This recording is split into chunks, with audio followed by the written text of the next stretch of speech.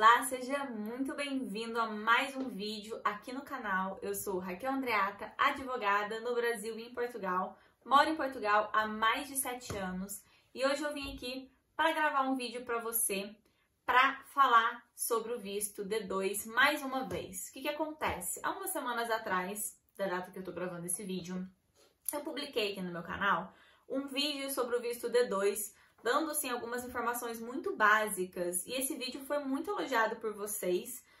O pessoal gostou muito, teve muita, enfim, aceitação, visualização e curtidas. Porém, apesar dos elogios que fizeram a mim, que eu fiquei muito feliz, assim, muitas pessoas me incentivando também a gravar mais vídeos, eu achei que vocês tiveram muitas dúvidas. Então, recebi muitas dúvidas por e-mail, por mensagens, nos comentários. Eu fiquei, será que o vídeo foi bom mesmo? Fiquei com as minhas dúvidas, porque assim, pela quantidade de dúvida, era para ter sido mais esclarecedor. Então, hoje eu tô aqui me propondo a gravar mais uma vez um vídeo sobre esse tema. Dessa vez, analisando a letra da lei, o entendimento do CEF. Eu vou explicar para vocês exatamente aonde você encontra os comentários do próprio CEF sobre esse tema.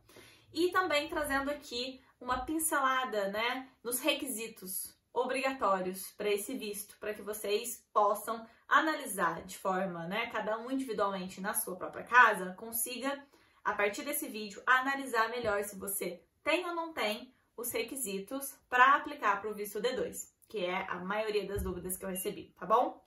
Então, se você está interessado nesse tema, fica aí, que eu vou soltar a vinheta, mas enquanto a vinheta rola, por favor, dedinho no like, dedinho lá na setinha, manda esse vídeo para uma pessoa que possa ficar interessada nesse assunto, porque o like, pessoal, e os compartilhamentos é a forma que eu vou ter para saber se esse conteúdo está sendo relevante para você, e se eu devo ou não falar mais, explicar mais, enfim. É muito interessante quando vocês trocam aqui comigo, tá bom? Então, sem mais delongas, solta a vinheta que a gente já volta.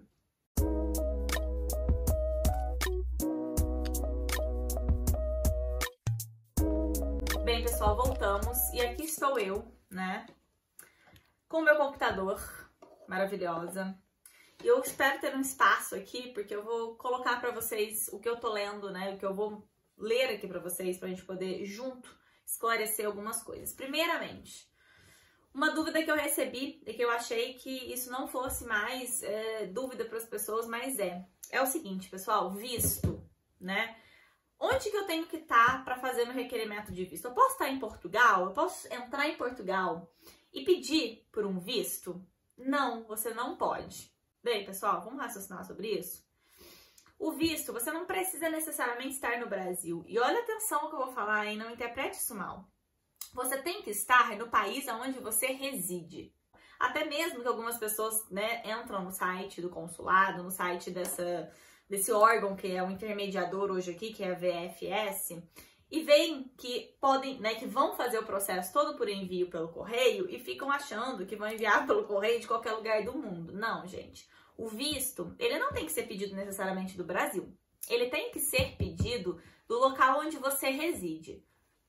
Vamos lá, hipoteticamente. Você é brasileiro, reside no Canadá e quer pedir um visto para Portugal. Você vai ter que ir para o Brasil para fazer o seu pedido de visto para Portugal? Não. Se você tem uma residência legal no Canadá, você vai procurar o consulado português do Canadá, mais próximo da sua casa, e vai fazer o seu requerimento de visto. Se você mora no Brasil, você vai fazer de lá. Você não vai entrar em Portugal com um visto de turista para poder pedir um visto, gente. Isso não faz o menor sentido. E eu vi pessoas falando e relatando para mim que receberam essa informação de possíveis assessorias ainda para visto. Não, ou a pessoa entendeu errado, ou a assessoria realmente é muito ruim, porque, gente, isso não existe, tá bom?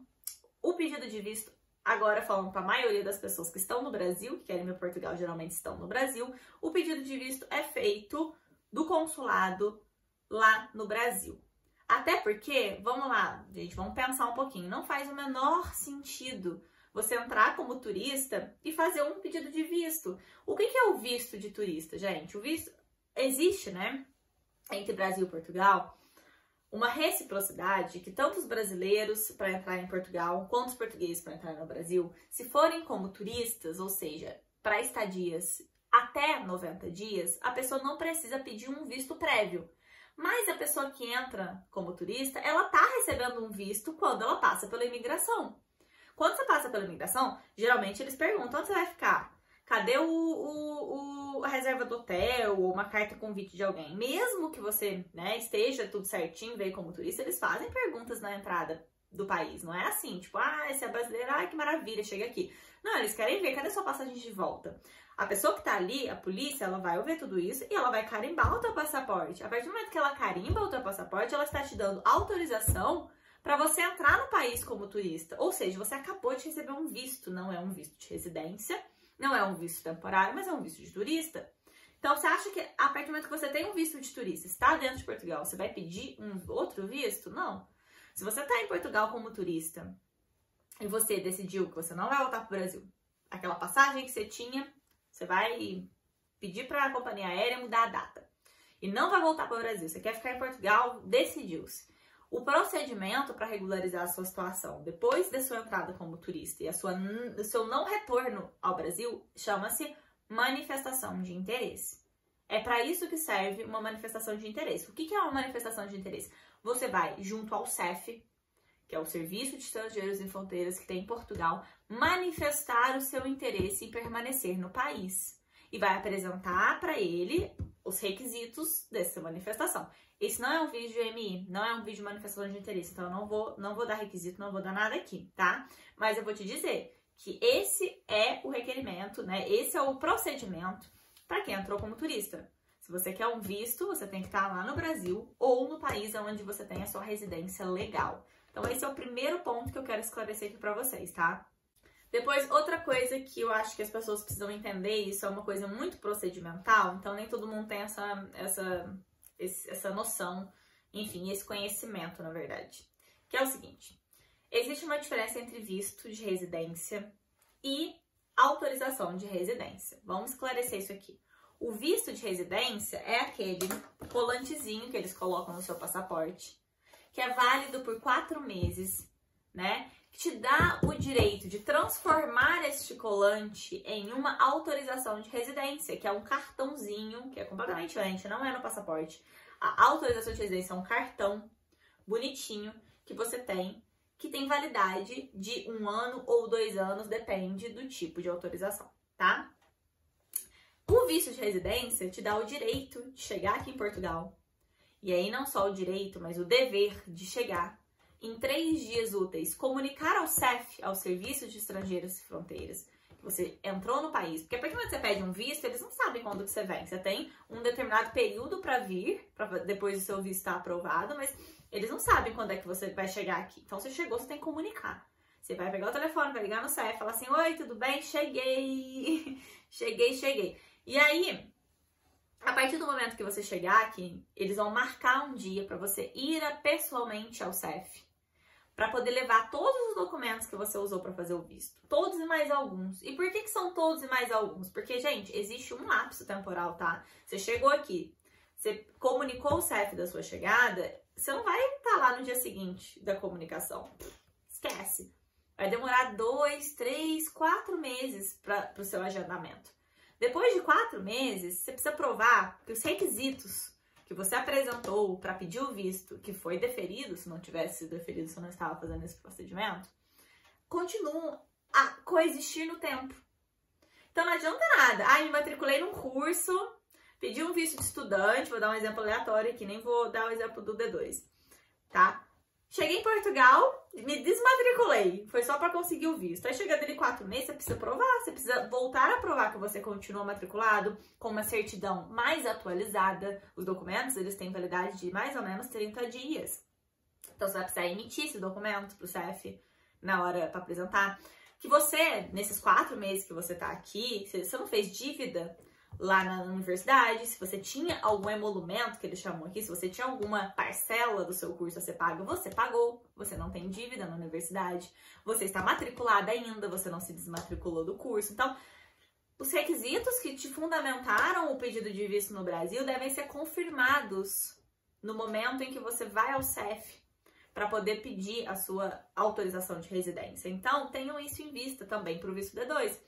Algumas pessoas tentam vir para Portugal como empreendedor, como trabalhador autônomo, como se fosse aquela coisa para inglês ver. Na verdade, a pessoa só quer um visto. Mas chega aqui, você tem que transformar o seu visto em autorização de residência. Você vai passar um ano no país, se você quiser renovar, você vai ter que voltar a mostrar para o CEF que você tem condições para renovar.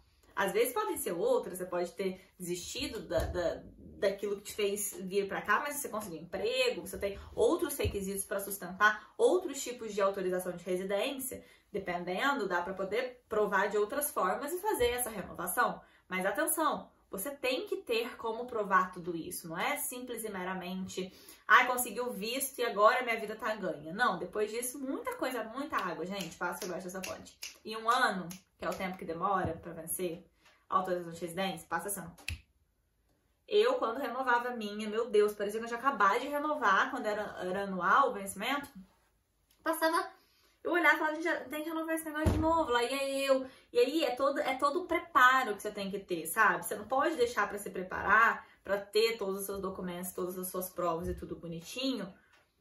No dia da entrevista ou na semana anterior que você vai fazer a sua marcação, você não pode deixar pra pedir o teu agendamento muito em cima da hora, que eles nunca têm vaga. Então, aquilo te consome pelo menos uns 3 meses antes do vencimento. Então, assim, dentro do período de 12 meses, que é a validade, em 9 meses você já tá ali, ó, martelando CEF na tua cabeça. Você já começa a entrar no processo. Então, pessoal, tenha tudo certinho. Venha pra fazer as coisas do jeito certo, tá bom? Sobre a questão da manifestação de interesse, as pessoas chegam a ficar cerca de 2 anos aqui em Portugal, esperando para sua manifestação de interesse ser analisada pelo CEF. É um período de muita instabilidade jurídica que você passa, porque você, né, você tá naquele limbo.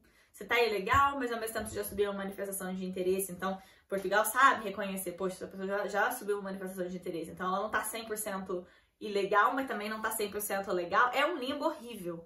Não queiram isso para a vida de vocês. Vocês não podem viajar pela União Europeia, porque vocês vão ser questionados, vocês não vão ter um documento válido para poder viajar, não vão ter um visto válido para estar circulando pelo espaço europeu e também não vão ter uma autorização de residência que permita essa circulação, essa livre circulação. Então, vocês não podem ir para outros países, vão ter que ficar só dentro de Portugal. Não podem voltar para o Brasil, porque se voltar para o Brasil, a manifestação de interesse vai toda por água abaixo. Então, gente, é muito complicado.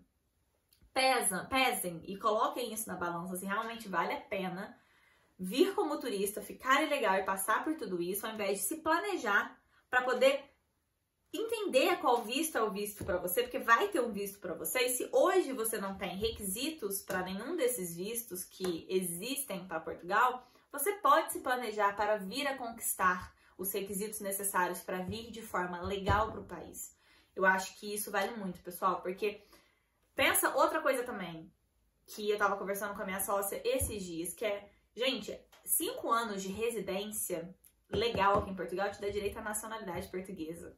Eu passei por esse processo, hoje eu tenho nacionalidade portuguesa, não preciso me preocupar nunca mais na minha vida com isso, com CEF, com nada dessas coisas. É uma conquista muito grande, gente. E eu só pude ter essa conquista porque eu vim regularizada desde que eu saí do Brasil para fazer o meu mestrado. Saí com meu passaporte carimbado, com meu visto coladinho. Isso fez com que eu tivesse, né, passado 7 anos, já tem um tempo já que eu entrei com o processo, e que o processo já foi aprovado, eu já tô com a minha documentação, né, isso tudo levou um lapso temporal também, mas hoje são 5 anos de residências legais no país, que não precisa nem ser consecutivo mais, pode ser espalhado dentro do processo de 15 anos para você ter a sua nacionalidade portuguesa. Então, a nacionalidade portuguesa é fácil de se obter através desse procedimento. Se você vê através de uma R, esquece, só vai começar a contar o teu prazo depois que já tá aqui há 2 anos na sofrência, porque o que acontece? Você vai ter que se sujeitar a qualquer trabalho. Se as pessoas não quiserem te contratar porque você não tem uma autorização de trabalho, elas não vão te contratar, elas vão te oferecer mixaria para você fazer determinados tipos de trabalho. Então você vai se sujeitar a situações muito ruins. Vale a pena? Coloca isso na balança.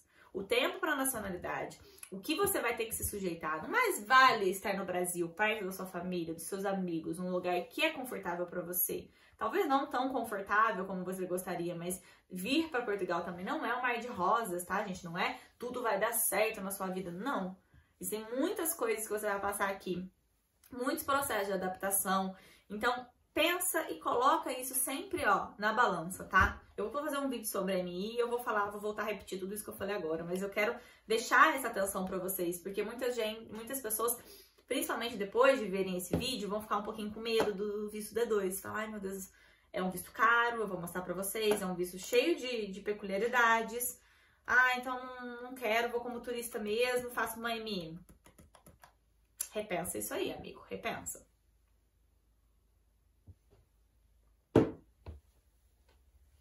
Bem, dito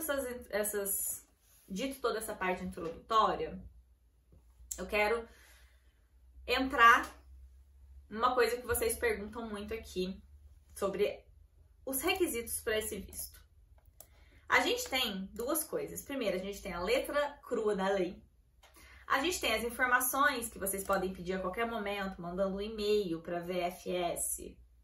E vocês têm aqui, que eu vou deixar disponível aqui na descrição, um link que é do site do CEF, onde tem a letra da lei, e embaixo da letra da lei tem tipo uma enciclopédia que eles chamam, que são os comentários. Então o CEF, que é o órgão, não é a VFS que analisa o teu visto. A VFS, ela é um intermediador entre você, um prestador de serviço entre você e o CEF. Para poder melhorar essa vazão de coisas, né, para poder ficar mais rápido, mais célere o processo de visto, hoje existe essa empresa intermediadora. Ela é que responde todas as dúvidas e ela usa a lei para responder as suas dúvidas. O CEF é que vai analisar o seu pedido de visto. Então não quer dizer que o que a VFS fala não é certo, tá, gente? É certo, sim. Leve muito em consideração, porque eles entendem, eles sabem o que eles estão falando. Mas também tentem entender que quem interpreta e quem dá a decisão final é o CEF. E o CEF tem, dentro do site deles, os comentários de cada artigo. Então, por que não ler e entender o que é que o próprio CEF entende sobre determinado assunto? Então, é isso que eu quero trazer aqui para vocês. Não se assustem, porque leitura de lei pode parecer uma coisa muito chata, uma coisa muito jurídica, uma coisa muito de advogado, mas todos nós cidadãos, a gente tem que saber os nossos direitos. E infelizmente, ou felizmente, para uns e infelizmente para outros, os nossos direitos, eles estão em formas de lei. E muitas vezes a gente tem dificuldade de entender o que a gente pode ou não pode fazer, porque a gente não consegue interpretar aquilo. Então, a titia Raquel tá aqui hoje para ajudar vocês a interpretarem e para ajudar vocês a entenderem o que é preciso e o que é que não é preciso, tá bom? Vamos lá. Segundo a letra da lei, eu vou colocar aqui para vocês, o artigo 60 da Lei de Imigrantes é que vai trazer o dispositivo legal que sustenta o visto D2, que é um visto de residência para exercício de atividade profissional independente ou imigrante empreendedor. Primeiramente, esse profissional independente, pessoal, vamos entender uma coisinha, é em Portugal. Para você vir do Brasil para Portugal como profissional independente, quer dizer que aqui você vai ser um profissional independente. E aí eu acho que as pessoas fazem um bocado de confusão, porque eu recebi muitas dúvidas que traziam a perspectiva do nômade digital. A pessoa vinha assim pra mim, Raquel, eu trabalho para uma empresa nos Estados Unidos ou no Brasil, ou tenho uma empresa no Brasil que rende muito dinheiro, então eu tenho dinheiro para me sustentar em Portugal. E eu quero morar em Portugal. Eu sou trabalhador autônomo lá no Brasil, ou eu sou trabalhador autônomo com uma empresa dos Estados Unidos e lá. Eu posso aplicar para o visto D2? A resposta é não. Você não pode aplicar para o visto D2 nessas condições se não for do seu interesse ser trabalhador autônomo e trabalhador independente dentro de Portugal. Aí você fala, mas Raquel, qual é a diferença? Se eu vou estar morando em Portugal, eu não sou trabalhador autônomo em Portugal? Não. Para você ser trabalhador autônomo em Portugal, não quer dizer que você mora lá. Quer dizer que você tem a sua atividade lá dentro. Atividade de trabalho que você exerce lá dentro. E qual é a diferença disso? Imposto, pessoal. Cada país recolhe os impostos daquela atividade. Algumas pessoas, trabalhadores autônomos, né? Que principalmente o pessoal que trabalha muito com coisa online, consultoria online, produtos digitais, tem muita gente que não tá emitindo nota fiscal sobre aquilo que ganha. Isso é um problema. Isso é uma faca, né, de dois gumes, porque tem muita gente achando que tá levando vantagem porque faz consultoria online, vende alguns produtos, faz terapia, sei lá, holística online e não tá emitindo, né, no final do mês todos os seus comprovantes para todos esses clientes, porque muita gente não exige, né? Ah, me dá aqui a fatura, né? Me dá aqui, como diz no Brasil, sempre esqueço como é que fala no Brasil isso, gente. Nota fiscal, me dá aqui a nota fiscal e tal. Muita gente não exige. Aí a pessoa vai e não faz. E ela tá achando que ela tá levando uma vantagem danada. Só que não. Porque depois você não consegue provar para outro país que você queira ir, para um investidor que você queira que invista no seu negócio, que você tem faturamento, gente, que você tem sucesso naquilo que você faz. Para isso é que serve. Então, o que Portugal quer? Que você faça essas notas, essas faturas, essas notas fiscais dentro de Portugal, para pagar imposto pro país. É para isso que serve um trabalhador independente. É para isso que serve um empreendedor, para pagar imposto no país e movimentar a economia, gerando empregos e pagando impostos. Então, essa é a condição principal que você tem que entender, que o CEF vai olhar para sua cara e ele vai querer saber: é um pagante bom de imposto? E como que ele vai saber? Olhando o teu histórico no Brasil. Se você é um trabalhador independente, você não tem histórico no Brasil, não emite as coisas, não tem um bom imposto de renda, ou um bom imposto de renda da tua atividade, seja MEI, seja o que for, as suas chances de conseguir vir para Portugal como trabalhador independente sem um contrato, que é o que as pessoas falam demais, é quase nula, tá? É quase nula. A gente vai chegar nessa parte do contrato aqui que eu quero dar... enfim, dar atenção aqui para essa parte da legislação em si, mas acima de qualquer coisa, eu quero que vocês entendam que isso não é um visto para nômade digital. Portugal ainda não tem um visto para nômade digital. O que é nômade digital? Aquela pessoa que tem uma empresa e que não precisa estar fisicamente no mesmo local que aquela empresa está constituída. Então a pessoa pode ter empresa em qualquer lugar do mundo, mas querer viver em outro. Isso existe na Alemanha, isso existe na Estônia, mas não existe em Portugal. Em Portugal, as pessoas que têm muito dinheiro, muitos rendimentos, né, e têm dinheiro de sobra para viver em qualquer lugar, podem pedir um visto. É o visto D7. Mas o visto D7, ele é para aposentados, ele é para pessoas que têm investimento, seja no mercado imobiliário, seja no mercado financeiro, tem que comprovar tudo isso, mas não pode ser fruto de trabalho. Se o dinheiro, esse rendimento que você tem é fruto de trabalho, o que significa isso? De um trabalho autônomo, ou é fruto de uma empresa, o visto D7 não é para você. E se você não tem a intenção de pegar essa empresa que está no Brasil hoje, não precisa trazer e fechar do Brasil, não, pode continuar no Brasil também. Mas se você não tem o interesse de fazer dessa sua atividade, né, acontecer dentro de Portugal, o visto D2 não é para você. E aí a lei portuguesa, o entendimento do CEF ainda não tem para nômade digital aqui. Então, se você é nômade digital, você quer continuar com a tua empresa só no Brasil, só no lugar que você tem, Portugal não é o lugar ideal para você. Tem a Estônia, tem a Alemanha que tem vistos assim. Portugal ainda não tem. E outra, o visto D2 é um visto de residência. É para pessoas que querem permanecer períodos de pelo menos 1 ano aqui no país. Se você é nômade digital, a pergunta que se faz é: você vai querer ficar 1 ano em Portugal?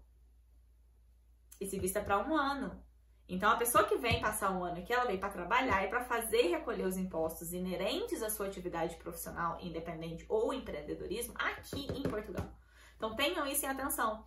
Ah, eu sou trabalhador autônomo. Beleza, maravilhoso, mas você quer vir ser trabalhador autônomo aqui? Eis essa questão do visto D2, tá? Então, vamos lá. Logo, o número 1 do artigo, ele vai trazer aqui aquilo que a gente conhece por visto D2 para profissionais liberais ou profissionais autônomos, que é o que ele diz aqui, que o visto para obtenção de exercício de atividade profissional independente concedido ao nacional terceiro que. E ele traz 2 aspectos, que tem um E, que tem uma soma entre esses 2 aspectos. Só que o aspecto B é quando aplicável. O que ele diz aqui? A letra da lei literalmente diz que tenha contrato ou proposta escrita de contrato de prestação de serviço no âmbito das profissões liberais e se encontre habilitado a exercer a atividade independente sempre que aplicável. O que essa habilitação significa? Médico, advogado, engenheiro, essa galerinha que tem que fazer uma provinha para conseguir uma carteirinha, que não basta só fazer a faculdade, ainda tem que fazer essa prova, tem que estar habilitado em Portugal. Isso é essencial, isso não é discutível. Se você está dentro desse tipo de profissional liberal, você precisa ter essa habilitação aqui para fazer o requerimento do visto. O que a linha A vai dizer? Que tenha proposta de contrato escrito ou prestação ou promessa de no âmbito das profissões liberais. A lei exige que tenha. Se você perguntar ao consulado, ele vai dizer que tem que ter porque a lei exige que tenha, tá bom? Aí o CEF vem comentar a lei, né? Dizendo que sobre o conceito de atividade profissional independente, e aí ele traz aqui um artigo um decreto-lei que tem no artigo 3º, exatamente só falando sobre o que é atividade profissional independente, que é qualquer atividade exercida pessoalmente no âmbito de um contrato de prestação de serviço relativa ao exercício de uma profissão liberal ou sob a forma de sociedade, tá? Ele vai dizer que no âmbito do que foi descrito aqui nesse artigo, que eu acabei de ler para vocês, o exercício de uma atividade econômica na qualidade de trabalhador independente é matéria que tem sido objeto de atenção por parte da Comissão Europeia. Por quê? Né? Porque as coisas mudaram. Né? Já faz um tempo já que as coisas estão diferentes. Agora mais ainda. Eu acho que a Comissão Europeia precisa rever muita coisa. Mas vamos lá. Expressa na proposta de diretiva, que no artigo anterior fizemos referência relativa a condições de entrada e de residência de nacionais de países terceiros para efeitos de trabalho assalariado e de exercício de uma atividade econômica. Nos termos da segunda parte do considerado 8, né, da mencionada proposta, o critério principal para admitir que nacionais de países terceiros possam exercer atividade econômica na qualidade de trabalhador independente deve consistir na verificação de valor acrescentado no emprego e desenvolvimento econômico do Estado membro de acolhimento. Então aqui a gente já consegue tirar já uma palhinha do que é que o CEF entende. Primeiramente, a sua atividade ela tem que ser uma atividade benéfica para o país. Ela tem que ser uma atividade que é interessante para o país e é por isso que nem todo visto, por mais que tenha todos os requisitos, é sempre aprovado. Não existe uma obrigatoriedade por parte do CEF de aprovar todos os vistos e pedidos de vistos que tenham todos os documentos. Se ele achar que a tua profissão ela não tem valor acrescentado para o desenvolvimento econômico, ele pode negar. O número 1 não espalha essa preocupação, que em boa verdade ainda não se traduziu em posição firmada na União Europeia. Então o que ele vem dizer aqui é uma crítica do quão limitado esse número 1 está da lei ao exigir um contrato ou uma promessa de contrato, porque ele não está levando em consideração a parte econômica, ele está levando em consideração se você tem um contrato bem, se você não tem, amém. Se você tem, você consegue, se você não tem, você não consegue. É uma coisa muito 880, né? Muito extremista. Limitando a possibilidade de obtenção deste tipo de visto ao exercício da profissão liberal. Desculpa. Ao exercício da profissão liberal. Para sua concessão, exige contrato ou proposta escrita de contrato de prestação de serviço no âmbito de profissões liberais, o que exige interpretação extensiva da norma, visto que não terá sido propósito do legislador impedir o estabelecimento de especialistas nos diversos domínios das profissões liberais, independentemente da existência de qualquer contrato. Então, o que ele diz aqui? Que a interpretação desse diploma e deste artigo, ele tem que ter uma visão extensiva da norma. Ou seja, ele está vindo para você dizer assim, olha, não é só o fato de ter ou não ter contrato que vai contar. Outras coisas vão contar também. Ele já está dando essa dica aqui, já está deixando isso muito claro nesse comentário que ele está fazendo aqui, que ele vai ter uma interpretação extensiva da norma. Porque ele não acredita que o legislador quis diminuir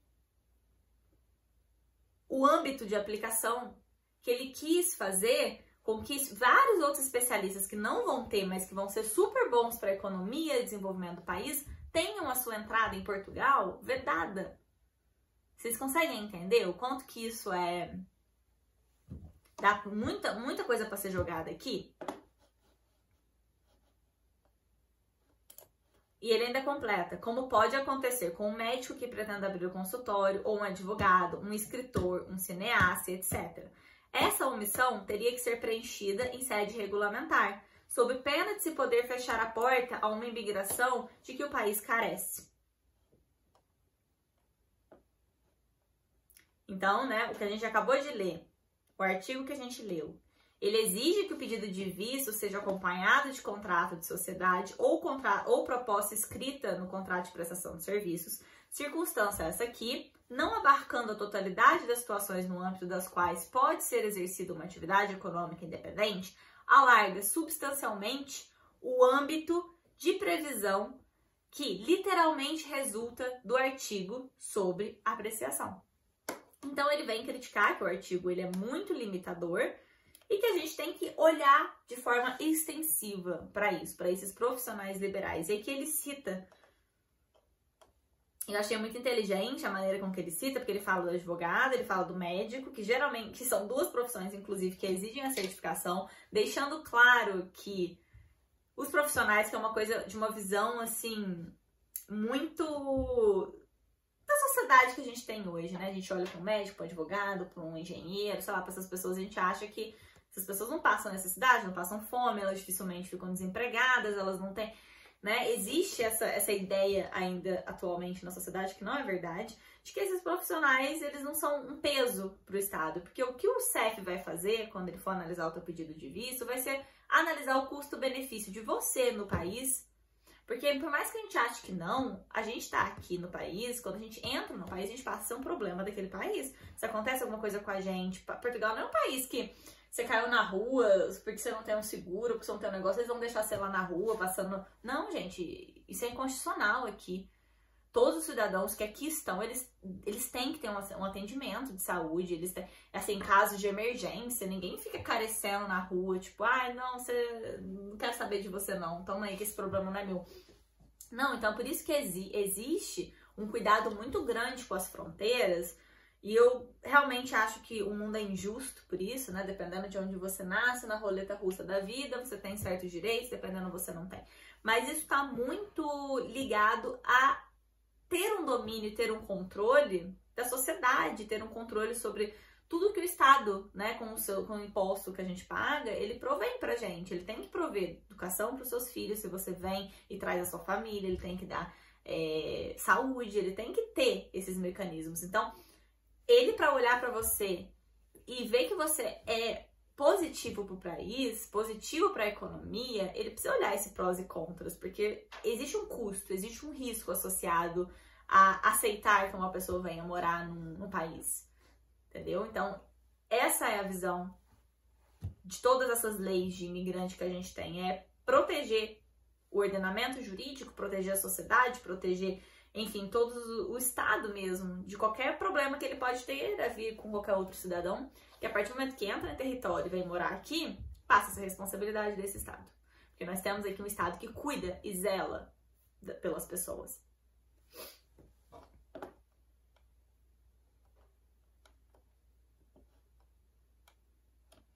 Depois ele vem trazer aqui o quanto que é indispensável o requisito da habilitação para as profissões que têm essa habilitação. Então isso aqui a gente não precisa nem discutir. E ainda vem trazer que, para além, né, de tudo isso, dos trabalhadores autônomos, a gente vai ter todos os documentos do artigo 52, que são os documentos básicos, passaporte, PV4, seguro viagem, enfim, alojamento, todos esses outros requisitos que a gente pode vir a ter para um visto, tá?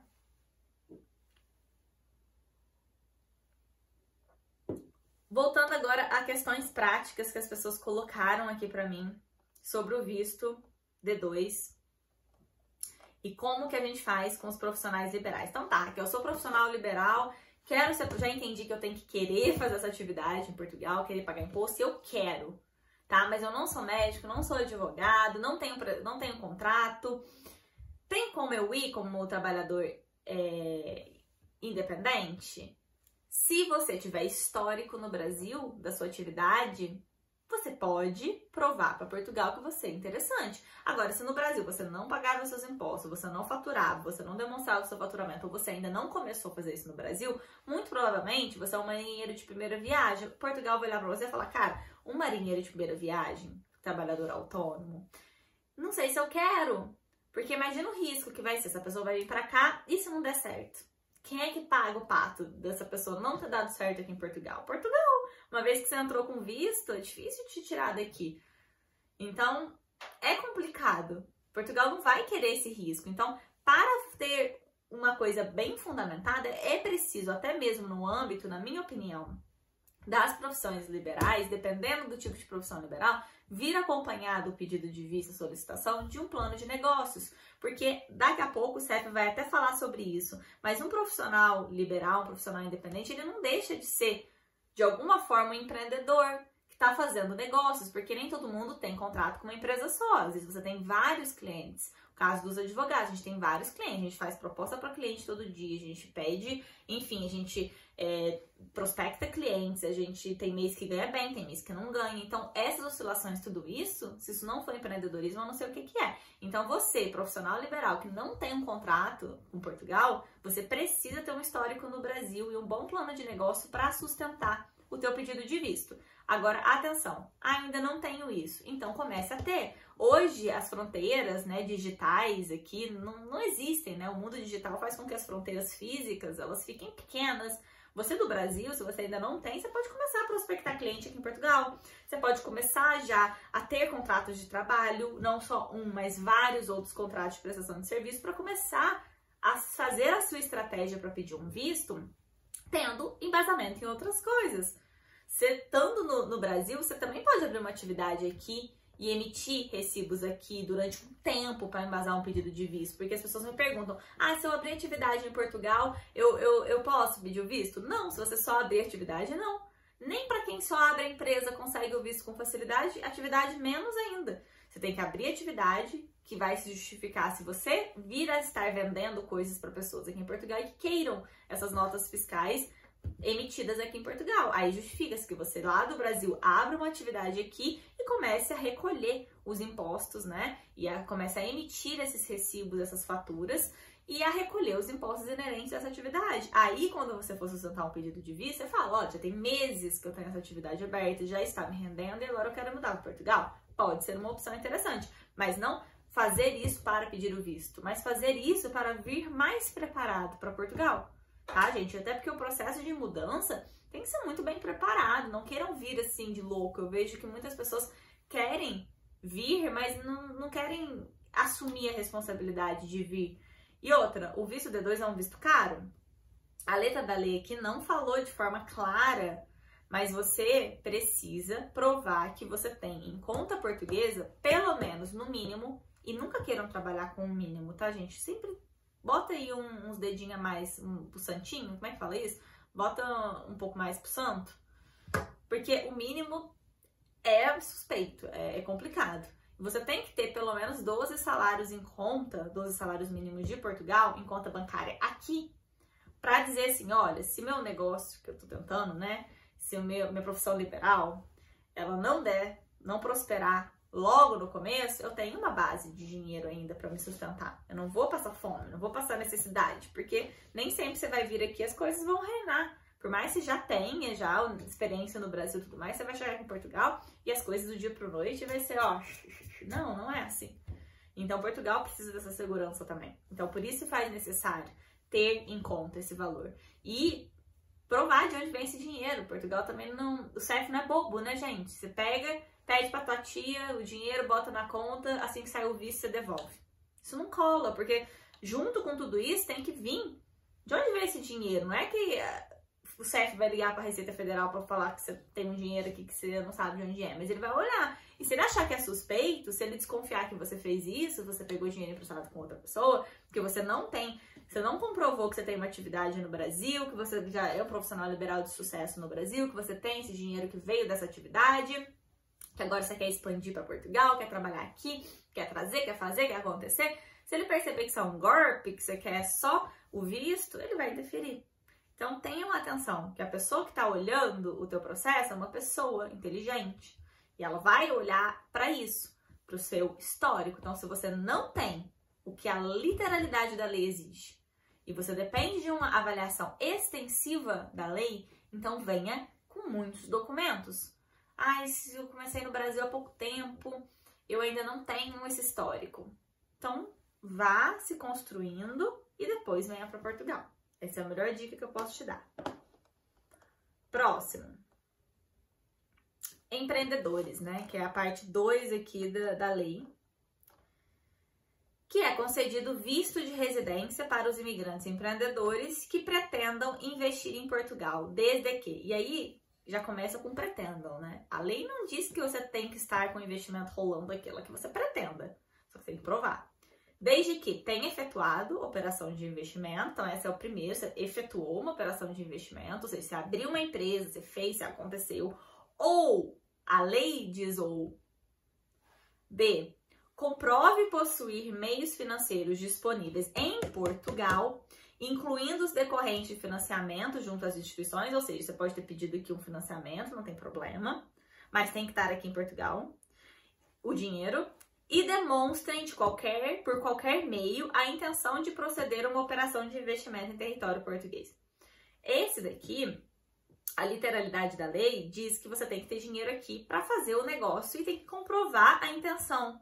Como? Business plan, gente, mais uma vez, plano de negócio. É o plano de negócio bem sustentado, com tudo certinho, de tudo que você precisa para poder investir naquele setor, tem que estar em conta aqui. Ah, eu quero abrir uma academia, mas eu vou botar 2.000 euros. Não, com 2.000 euros você não abre uma academia. Então, você tem que estar tudo comprovado, bonitinho. Olha, eu preciso de tanto para abrir empresa, de tanto para o contabilista, de tanto. Eu já fiz um estudo de mercado, eu sei que funciona assim. Eu sei que eu quero abrir em tal lugar, eu já vi o ponto, eu já sei de um trespasso, eu já comprei um trespasso, Então, tem que estar tudo muito bem sustentado nessa parte aqui. E esses meios financeiros, eles têm que estar em Portugal. E não confunda a conta da empresa, a conta para esse negócio, com a sua conta pessoal, com aqueles 12 salários mínimos que não serve para você investir no teu negócio. Serve para sustentar você até o teu negócio vingar. Porque nenhum negócio que você abre também hoje vai sustentar. Vai te trazer meios para se sustentar do dia para a noite. As coisas demoram até você tirar seu investimento e tudo mais. Por isso, atenção ao preço do visto D2. É um visto caro, repito isso. Não é um visto barato, gente. É um visto caro. Que vai precisar de tudo isso. E depois, outra coisa muito importante aqui. Tem gente que chega a abrir empresa e mesmo com a empresa aberta, se o CEF falar, essa empresa não vai de acordo com o que a gente precisa para a economia do país. Não achei bom esse plano de negócio. Não achei explicado. A pessoa pode ter, mesmo assim, o pedido indeferido. Então, não é certeza só porque você tem uma empresa aberta que você vai ter o seu pedido de visto deferido, tá? Tenham isso em mente também. E depois a linha C vem dizer, né? Desenvolva um projeto empreendedor, incluindo a criação de empresa de base inovadora, integrado em incubadora, certificada nos termos definidos por portaria dos membros do governo responsáveis pelas áreas da administração interna e da economia. Aqui é sobre o Startup Visa. E eu não vou entrar hoje no Startup Visa, que a gente vê isso em algum outro momento, em algum outro vídeo específico para o tema. Vamos dizer o que é que, de tudo que o CEF falou sobre essa parte do empreendedor, vamos tentar entender o que é o mais importante aqui, né? Ele vem aqui no parágrafo que eu achei mais sensacional de todos, e que eu bato até palma, porque eu achei muito bom, dizer que, na realidade, um imigrante empreendedor, ele exerce uma atividade econômica independente. Olha pra você ver, a lei separou, né? A atividade econômica independente versus o empreendedor. Mas a pessoa que exerce uma atividade econômica independente, se ela não tem um contrato certinho de prestação de serviço, ela tá, de alguma forma, sendo empreendedora, porque ela vai lá correr atrás do comercial dela, vai correr atrás da captação e da variação de clientes dela. Então, ela é uma espécie de empreendedor. E a lei separou. A lei separou e deu de ombros com parte, né, daquilo que é substancial e daquilo que é a maioria das pessoas que vêm me procurar, que não estão enquadradas naquilo que a lei literalmente exige. E aí a gente vem, o CEF dizer, né, que poderia ser enquadrada numa previsão mais ampla do regime do número anterior, como é óbvio, né? Se não fosse a sua visão tão limitada do conceito de atividade econômica independente. Literalmente reduzida ao universo da prestação de serviço a uma outra parte. Então, como se o trabalhador independente fosse aquela pessoa, eu sou trabalhador independente, então eu, sei lá, faz de conta, eu sou obreiro, então eu trabalho numa determinada obra. Porque geralmente essas pessoas trabalham assim, nas construções civis, elas não trabalham elas trabalham mais ou menos por projeto, né? Mas são projetos longos, aquilo demora um prédio para levantar cerca de 2 anos. Então, essas pessoas têm um contrato de trabalho com uma empresa só. Às vezes não é de trabalho por conta de outra, é de prestação de serviço. Vem prestar o serviço naquela empresa e vai ficar 2 anos com contrato, 3 anos com contrato com aquela empreiteira. Mas isso acontece com raras exceções. Nós, advogados, a gente não tem. Eu tenho um cliente, a gente tem vários clientes. né? Então, como é que eu vou fazer prova com contrato de trabalho se eu quiser vir para Portugal como advogada? Vocês concordam comigo? Então, eu sou o quê? Então, sou empreendedora? Como é que faz? Então, o CEF já reconheceu que existe aqui essa coisa da lei aqui que não é legal, não é bacana, não. Assim, a previsão específica de um visto de residência para imigrantes e empreendedores que pretendam investir em Portugal constitui claramente um sinal no sentido do interesse da captação de imigrantes que possam dinamizar a economia nacional. Então, ele entende que o importante aqui é dinamizar a economia nacional, mais do que tudo. Não é essa bobeirinha de separar uma coisa, é dinamizar a economia nacional. Para a concessão de visto ao abrigo dessa disposição, é necessário que o requerente tenha efetuado operações de investimento ou demonstre interesse em proceder uma operação de investimento em território português. Volto a repetir, business plan. Tá, não tem como não apresentar, tá? Todavia, a lei não se basta com essa intenção. Exige ainda prova da disponibilidade, né? Não basta só você fazer um business plan ainda, você tem que ter a guita, como dizem aqui em Portugal. O money, a bufunfa, o verdinho, o din-din na continha, porque senão não vai resultar também. E tem que estar em Portugal, já falei isso. Depois, vem fazer a ressalva de que o artigo não indica o montante de investimento, mas que se atenta às necessidades de ponderação do real interesse do investimento, né? Ao dizer que, tendo em conta, nomeadamente, a relevância econômica, social, científica, tecnológica ou cultural do investimento, então, não vai levar, não existe um montante específico, mas existe o montante que seja razoável àquilo que se propõe fazer e a importância daquilo que se propõe fazer também. Ou seja, só será relevante para o efeito investimento dinamizador da economia científica, tecnológica, cultural, que represente, conforme já citada a proposta, valor acrescentado no emprego e no desenvolvimento. Então, aqui a gente tem duas modalidades que o próprio CEF entende que elas conversam entre si, e que de alguma forma o trabalhador independente, se ele não tiver contrato, ele consegue vir para cá, porque vai entender essa extensão, foi isso que ele deixou claro aqui, há uma interpretação extensiva da legislação, então não é ferro e fogo, mas eu vou querer ver se isso é importante, e eu vou querer ver se você tem meios financeiros, e eu vou querer ver se você tem também relevância no Brasil, gente, porque isso aqui não tá escrito aqui, literalmente, mas isso é óbvio, porque se você não prova que você era bom pro Brasil, como é que você quer que Portugal ache que você vai ser bom para Portugal?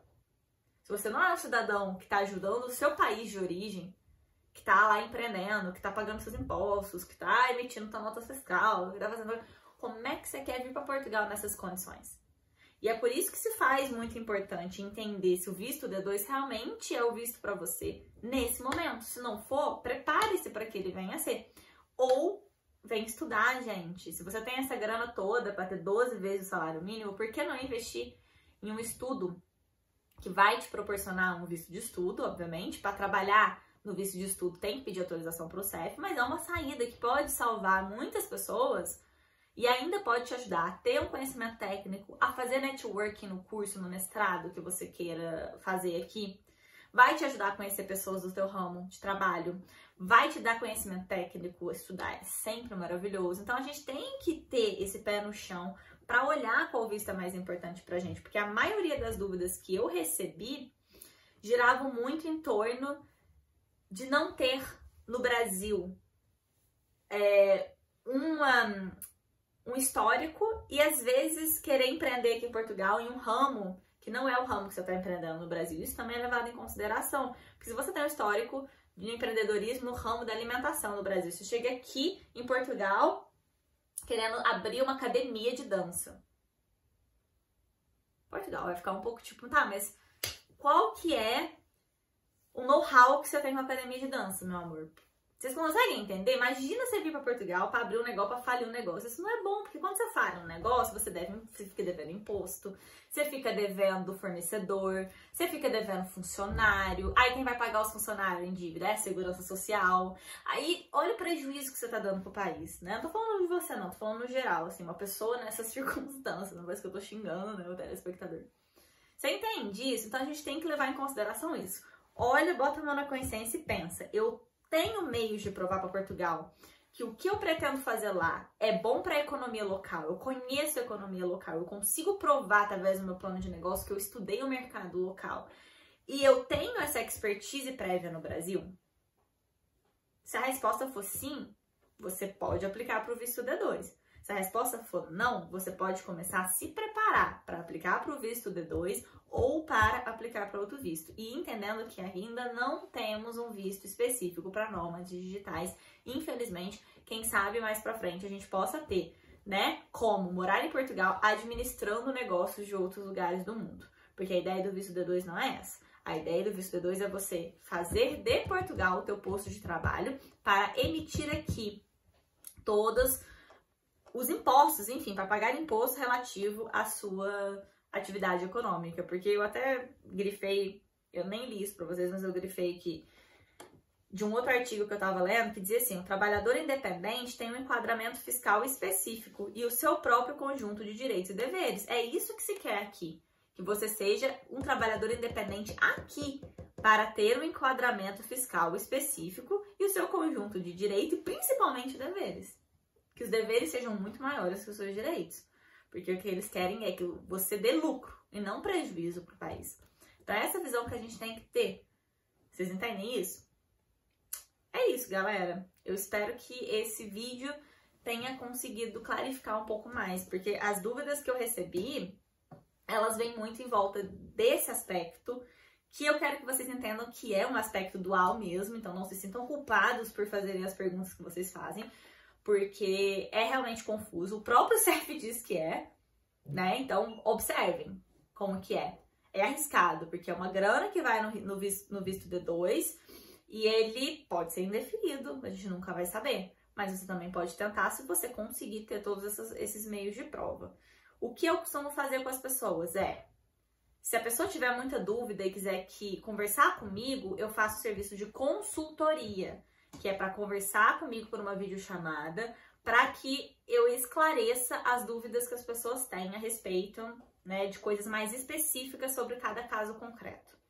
Para quem já quer realmente aplicar, porque já entendeu que tem, né, tudo que é necessário para aplicar para o visto D2, também existe trabalho de assessoria. Mas entendo que consultoria e assessoria são coisas distintas. A assessoria, ela é feita para dar entrada no pedido, para separar os documentos, analisar certinho, quero mais esse, quero mais aquele, porque tem muita gente que tem dificuldade com essa parte burocrática, que tem medo de fazer o processo errado e depois ser indeferido porque faltou parte técnica para entender quais documentos, qual era a ordem, qual era o momento, enfim, essa é a assessoria. A consultoria pode ser para análise de um caso concreto, um bate-papo para eu poder analisar. Você vai me contando o que você faz, qual é o seu histórico, e eu vejo, né, se eu entendo que possa existir chances para esse visto, ou então seja outro visto que seja ideal para você. Mas atenção, nem eu, nem nenhum outro colega advogado, nem nenhuma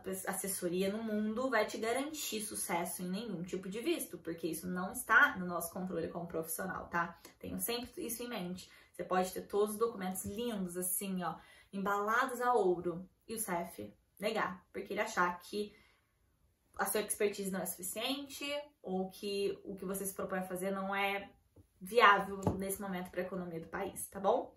No mais, boa sorte a todos, e deixa aqui no comentário, me conta o que você achou desse vídeo, dessa aulinha que eu dei hoje. Se eu devo repetir conteúdos assim, ou se conteúdos assim são meio maçantes, dá uma preguiça, não sei. Conta aí, gente, esse é um modelo diferente de conteúdo. Me conta se vocês acharam que é legal a gente fazer esse exercício de entender os nossos direitos juntos. Porque advogado é para isso também, é para deixar a justiça mais acessível às pessoas, porque isso aqui não pode ser uma coisa só para alguns entenderem e outros não entenderem. Todo mundo tem o direito e todo mundo tem a capacidade de entender, tá bom? Um beijo e até a próxima.